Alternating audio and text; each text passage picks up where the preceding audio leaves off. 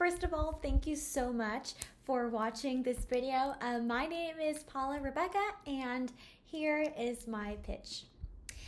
With the British monarchy falling apart and the crown going up and up in views, who doesn't like a good royal story? But I bet you haven't heard about this one before. This one is about Paula, the Princess of Portugal, the first self-made royal. We start off by introducing Paula, our main character, as this cute petite girl, think Lily Collins, where she came to the idea of wanting to go to Harvard since she was about 13.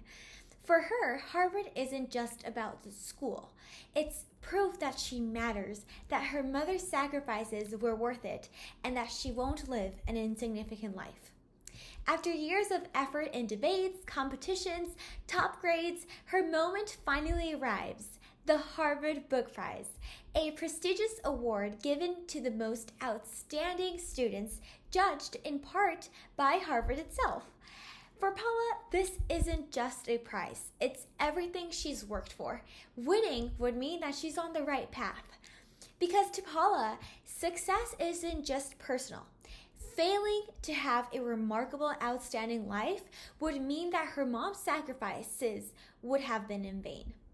You see, Paula was raised in a single-parent family, as so she calls it. But in reality, her mom was a single mom divorced only a year after Paula was born.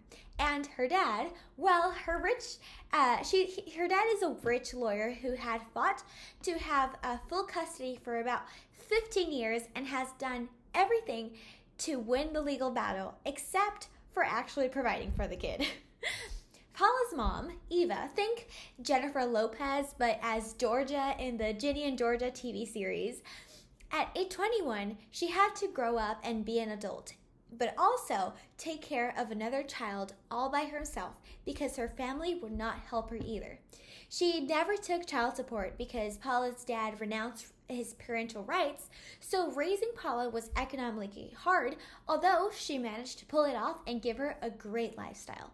Eva graduated as a lawyer and had to transform into this tough, protective mom to survive not only from dad's legal harassment and the threat of taking Paula away from her, but also to make a living in this world.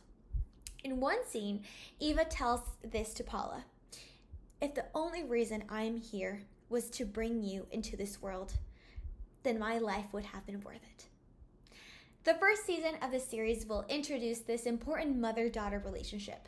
After dedicating her life identity to protecting and raising Paula, Eva now faces a new kind of heartbreak, watching her daughter prepare to leave for college.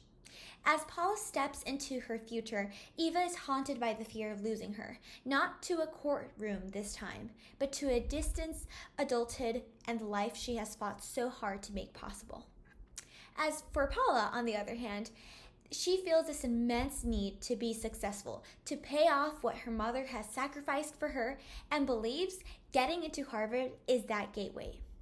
So throughout the season, Paula's desire to fit in clashes with her natural drive to stand out, especially when she befriends Olivia, a popular status-driven classmate who sees Paula's authenticity and ambition as a threat. What begins as a promising friendship unravels when they both run for class president, triggering Olivia's deep fear of being overshadowed and irrelevant. As Olivia becomes increasingly hostile, Paula is pushed out of the friend group she had just begun to feel part of, forcing her to confront the painful reality that maybe being extraordinary may come at the cost of belonging. Throughout this season, Paula grapples with her own insecurities, the weight of her mother's sacrifices, and the pressure of academic rivalry. While ultimately winning the Harvard Book Prize, setting her on a path toward what she believes is extraordinary success, she falls in love with Paw Crush, a bold, pet-focused startup idea that ignites a new passion.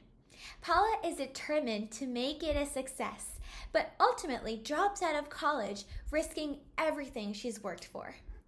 The royal theme won't appear until the second season, when Paula has to face head-on her worst fear, being a quitter.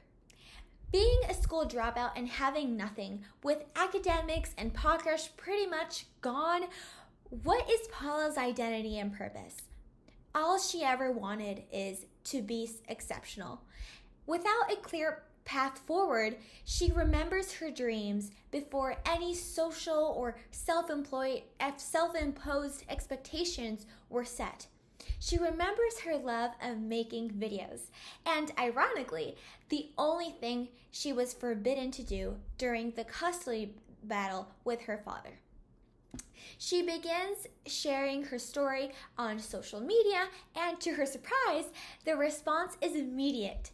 Thousands of comments flood in asking what happens next. After reaching 1.7 million views and hundreds of thousands of views on the sequels, she begins to wonder how to take her story even further. And that's when it hits her. This needs to be a TV show.